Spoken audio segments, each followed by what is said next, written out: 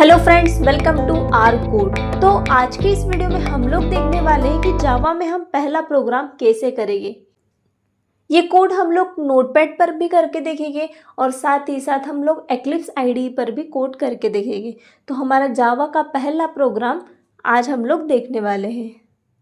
अब कोड करने से पहले हमें इसके कुछ बेसिक पॉइंट्स पता होने चाहिए, जैसे कि ये मेन मेथड क्या होता है ये पता होना चाहिए। तो चलिए पहले ये देखते हैं। तो ये मेन जावा की एक मेथड है। So main in Java will have the following pre defined built in format. तो इस मेन मेथड को, मतलब जावा में ये मेन क्या है, एक मेथड है जिस मेथड को इनबिल्ट फॉर्मेट में जावा में ऑलरेडी रखा गया है। ये मेन मेथड जावा में एक एंट्री पॉइंट होता है, मतलब जो भी चीज़ हमें एग्जीक्यूट करवानी होती है हम उस चीज़ को इस मेन मेथड के अंदर लिखते हैं। अब इस मेन मेथड का सिंटैक्स क्या होता है ये देखते हैं। ये होता है इस मेन मेथड का syntax, public static void main और ब्रैकेट में string array and args. Args stands for arguments और ये करली ब्रैकेट्स। ये पब्लिक एक एक्सेस मॉडिफायर है। यहाँ पर 4 टाइप्स के एक्सेस मॉडिफायर होते हैं। यहाँ पर पब्लिक यूज़ किया है मेन मेथड में, मतलब पूरे प्रोजेक्ट में हम इस मेन मेथड को कहीं पर भी यूज़ कर सकते हैं। स्टैटिक एक क्लास लेवल कंपोनेंट होता है, मतलब ये स्टैटिक कीवर्ड बताता है कि मेन मेथड बिलोंग करती है क्लास को।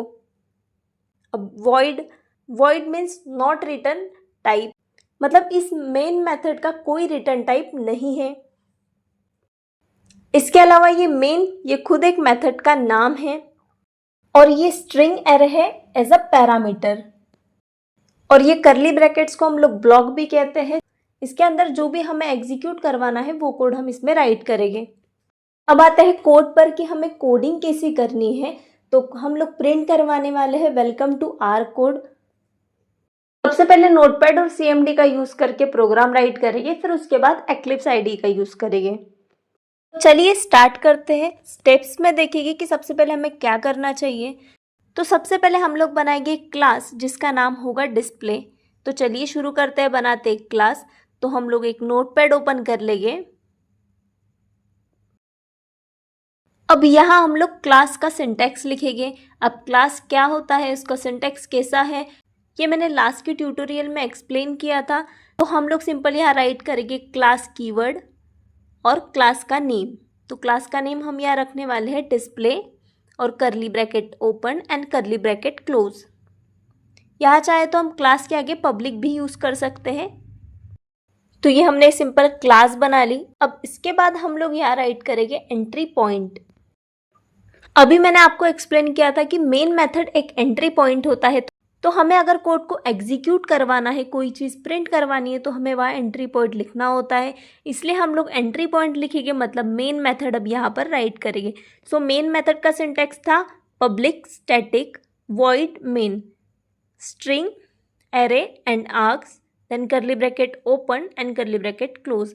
ये सिंटैक्स एज इट इज़ ऐसे ही होना चाहिए। अगर हम इसमें कोई भी चेंजेस करते हैं तो हमारा कोड एग्जीक्यूट नहीं होगा। अब इस मेन मेथड के बाद हम लोग यहाँ पर प्रिंट करवाने के लिए एक स्टेटमेंट राइट करेंगे, system dot out dot print. और इस ब्रैकेट के अंदर हम लोग राइट करेंगे जो भी हमें प्रिंट करवाना है, वो भी डबल कोट्स में। सो मैं यहाँ राइट करती हूँ वेलकम टू आर कोड।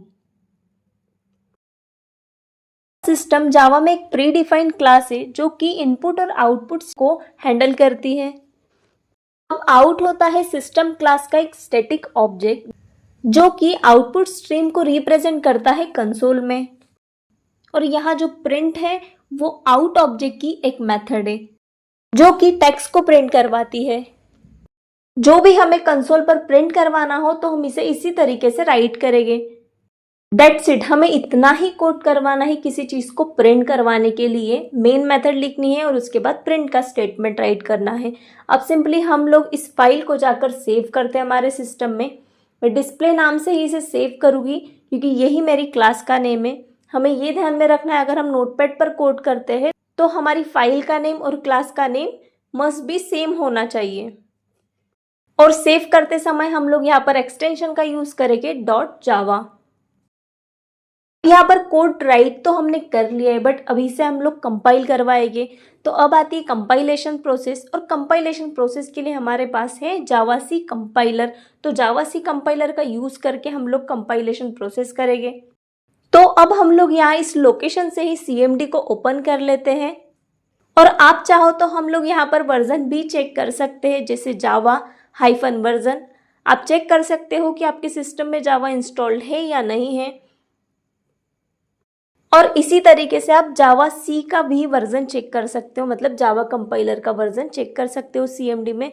तो उसके लिए कमांड है javac-वर्जन।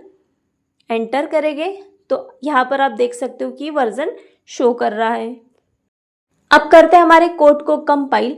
तो कंपाइल करने के लिए कमांड होती है जावाc देन क्लास का नेम। क्लास का नेम क्या था? display.java। हमें एक्सटेंशन का भी यूज़ करना होता है यहाँ पर। जैसे ही हम लोग एंटर करेंगे तो आप देख सकते हो ऊपर एक डॉट क्लास फाइल बनकर आ गई है। अगर आपने इस सीरीज में हाउ जावा वर्क्स इंटरनली वाला वीडियो देखा होगा तो आप समझ गए होंगे कि यह डॉट जावा फाइल कन्वर्ट हो रही है डॉट क्लास फाइल में। कंपाइलर ने इस डॉट जावा फाइल को कन्वर्ट कर दिया है डॉट क्लास फाइल में, मतलब बाइट कोड में। अब इसके बाद करेंगे हम लोग एग्जीक्यूशन प्रोसेस। एग्जीक्यूशन प्रोसेस के लिए हमारे पास कमांड है जावा देन फाइल का नेम, और देन एंटर करेंगे।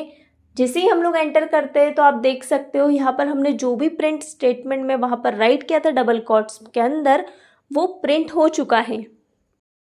तो हमें हमारा आउटपुट मिल चुका है, वेलकम टू आर कोड। अब बात करते हैं हम लोग एक्लिप्स में कैसे कोड करेंगे। तो सबसे पहले एक्लिप्स को ओपन कर लेते हैं।